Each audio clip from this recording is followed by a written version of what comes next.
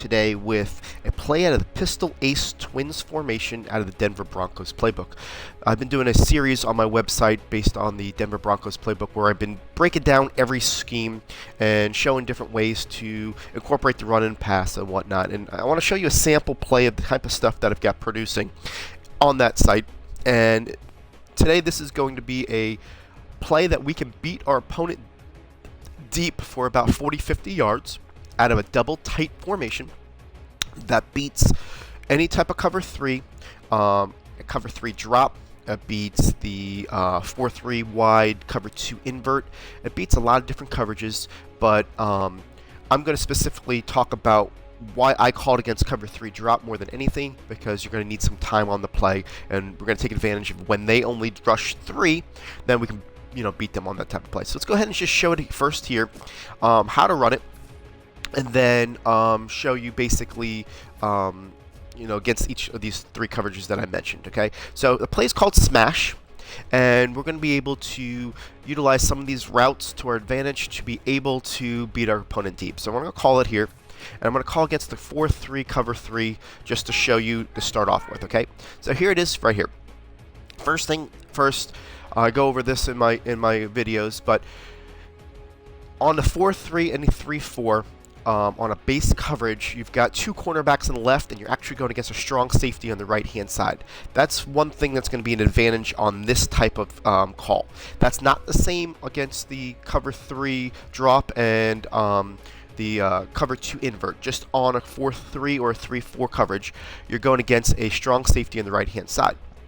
So he's going to have a less play recognition, he's going to have less speed, he's going to have less agility. That's why this works really well against this guy. I want to throw that out first. The second thing you want to notice is that the ball needs to be either in the middle of the field or slightly to the left of the field to make this work, because the player we're going to get this ball to is the RB receiver, and it's going to be a wheel route. So right now it's in the middle of the field, the wheel route goes to the right. If the ball's on the left side, the wheel route goes to the right. If the ball's on the right side, the wheel will be on the opposite side, and this will not work. Okay, so I want to make sure that you know that point before you get into it. So if you're going to call this play, know it's got to be in the middle or the left side of the field. Okay, so let me go ahead and show you the play and break it down for you and see why it works. Okay, so we're going to take advantage of this A route right here and the uniqueness of it. It has like a outside release then to a corner, and we want this to be motioned out to the right hand side. Okay, we want that route to be utilized on that one cornerback and manipulate him to stop his deep third to jump that route. Okay, now in order to get it to the RB, we also need to make sure that that free safety is nowhere near him and he's got his sights on somebody else. So what we're going to do is we're going to put the B receiver on a streak. Putting that B receiver on the streak, he's going to be the deepest man, the most dangerous person in any of the 3 zones. That's going to occupy that free safety. Now we want to keep the linebackers at bay, so we're going to put the Y on an in. Okay, so that's the whole setup right there. The Y is going to hold each one of these 3 linebackers individually when he's in their zone. So when he starts his zone, that left linebacker is going to get him. When he goes to the middle, it's going to push that middle linebacker, and then when he gets to the right linebacker is going to get him. Okay, that's what that in does. It's a really nice way of keeping those linebackers from getting depth. Now, the X receiver on the left has nothing to do with the play. He's a free player. You can go ahead and hot route him to anything you want in case your protection falls down. If you want to use him as a slant, an under, an in, whatever you want, you can. It's just there's a couple hot routes on this play already, so I just leave him at bay because I know that I'm taking a shot on an opponent that keeps on doing a cover 3 drop or doesn't send a lot of people, and I've got the time. So now that I've explained everything, let me go ahead and show you the play, show you the instant replay, and kind of show it a little bit better. Okay, so we're going to go ahead, hike this ball, and we're going to get it to the RB receiver once we have enough time here. And there's your throw over the top for the touchdown. Okay, now how did I know this was going to work? I've practiced it, I've drew this play up, I did this a lot. Couple different things you want to notice. One, you got to stay in the pocket. You can't drift to the left or drift to the right, because if you drift to the right, that free safety is going to come to the right. If you drift to the left, it throws off the cornerback that is going to do what we're going to do. Let me show the instant replay of why this works and how I drew this up. Okay, so first thing we're going to do is we're going to show you why it works on the right side, okay? So this guy does this unique route, goes to here, and at this point, I want to flip it around here. This cornerback, his primary responsibility is the left side of the field. He only has a deep third. He has no immediate threat whatsoever right now as he's getting his depth. Now he sees that and he says, you know what, who's my biggest threat in my zone? It's going to be the tight end. So I'm going to go ahead, as he raises his hands, I'm going to go ahead and jump this route. Watch what my wheel route's doing right now. As he's moving, you get this oh crap moment. This guy's going to be it. But he's got to stop on a dime, turn, and catch up to a 90-plus running back. This is going to be advantage us.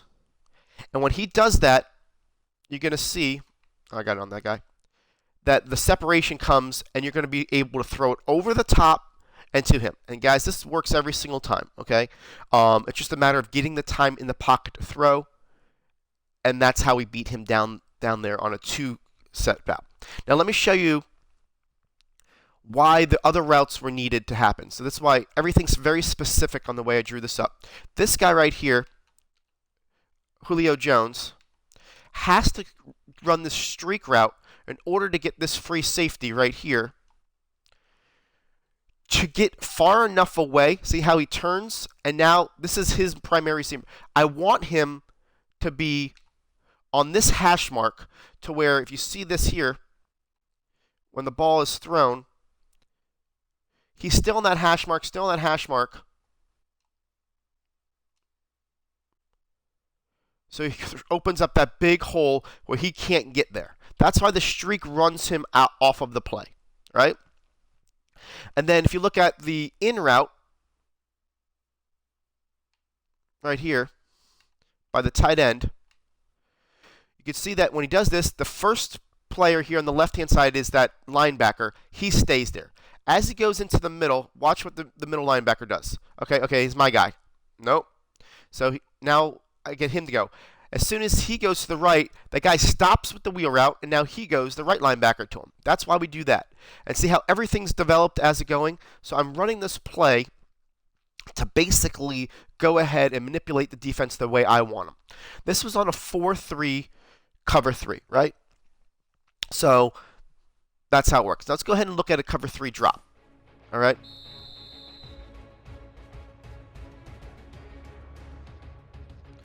And we're going to call the same play, pistol ace twins smash.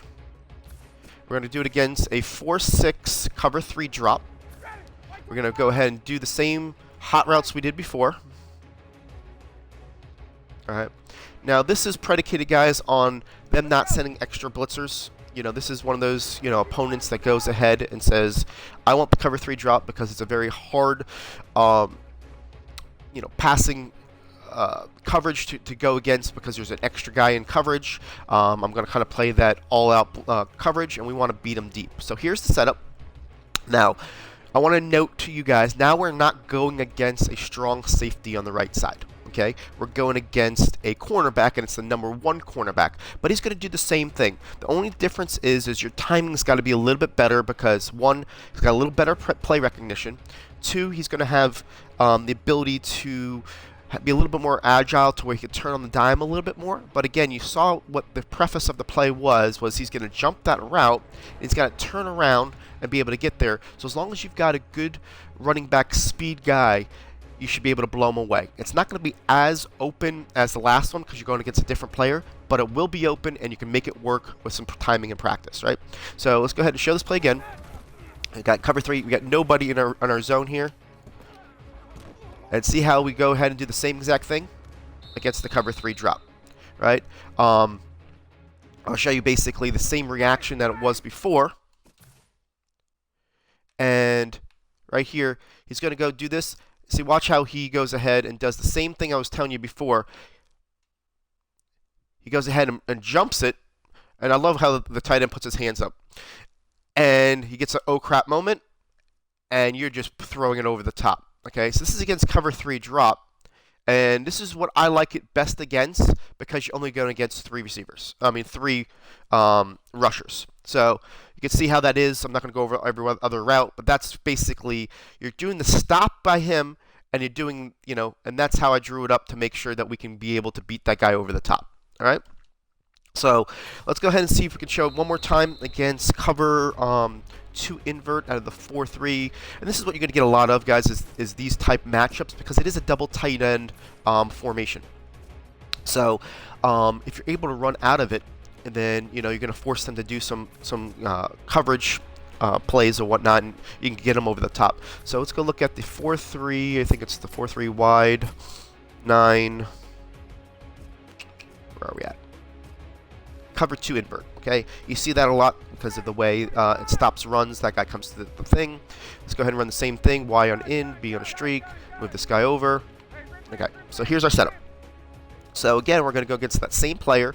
Now this is one of those plays, again, like I said, you need to have the time. So as long as your offense line holds up, these guys have a little bit more wide splits. So usually this one takes a little bit harder to get it going, but at the same time we can make it work with the right protection here. So go ahead, go here, and I kind of got held up there on that play, but you see it does work. This is the least likely out of the 3 to be able to fool that one cornerback, because of the way his coverage is the deep third of the field, like it, but he's got the thing. So I'm trying to keep it in here. Like I said before, this is the toughest one to make it work. If you have the ability to make it work with the protection. My protection is very, very skeptic. So if I show you anything out of the Falcons' offensive line, your offensive line is better than mine. I can tell you that right away. But let's see if I can kind of. It looks like I'm going to have a little bit better protection here. And see how that works. So it can beat any coverage. I wanted to show you that. I got caught up a couple times on the sacks, and I wasn't able to, show it to you there as long as I got the thing. So I wouldn't suggest doing it against every coverage, but it can work, and I want you to see that it can work against these coverages, right? So same type deal. Go ahead and do the same route. He goes ahead, he does the stop, then you got the oh crap moment, and here you are. It's at this point, it's more of a foot race to see how the transition's a little bit less severe on this route, and he's gonna beat him. He keeps on getting more separation because of the way this guy is on a dead stop here, and there's just no way. I don't care who he is. He doesn't have enough speed to catch up to your running back going full speed. I even kind of threw this ball a little bit behind him. If I would have let him a little bit more, then he would have caught it in stride. See how he's slow down here to catch this ball?